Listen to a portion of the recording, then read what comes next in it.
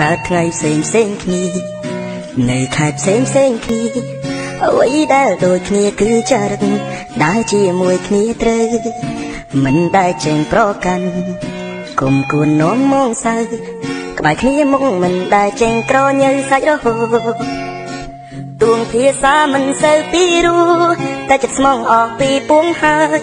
ចូលចិនដណ្ដើមគ្នាមកក្រោយរបស់គ្នាញ៉ាំដើរទៅដល់ទីណាគឺថាផ្អើលគេទីនោះ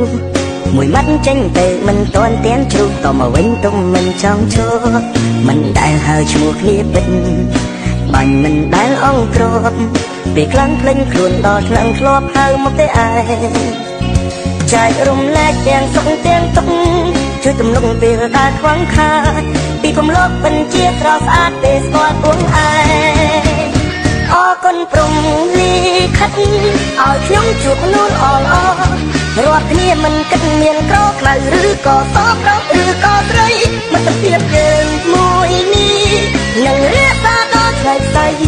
ទៅមុខមិនថាតួជួបរឿងអ្វីយើងជាមិត្តស្លាប់រួច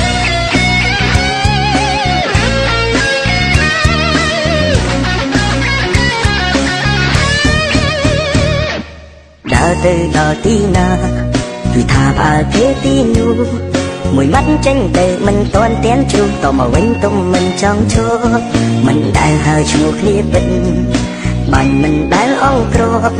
ពេលខ្លាំងភ្លេចខ្លួនដល់ថ្នាក់ធ្លាប់ហៅមកទេឯងចែករំលែកទាំងសុខទាំងទុក្ខ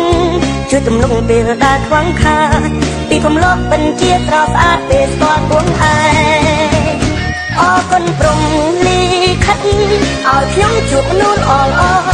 រាល់គ្នាមិនគិតមានក្រខ្លៅឬក៏សប្រុសឬក៏ស្រីមិត្តភាពយើងមួយនេះនឹងរៀបសារដល់ថ្ងៃស្អីទៅមុខមិនថាតួជួបរឿងអ្វីយើងជាមិត្តស្លាប់រួចទៅមុខមិនថាតួជួបរឿងអ្វីយើងជាមិត្តស្លាប់រួច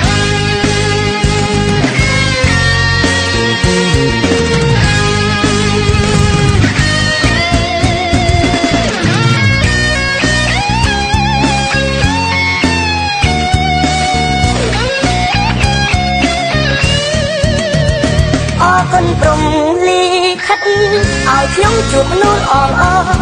រាល់គ្នាមិនគិតមានក្រខ្លៅឬក៏សប្រុសឬក៏ស្រីមិត្តភាពយើងមួយនេះ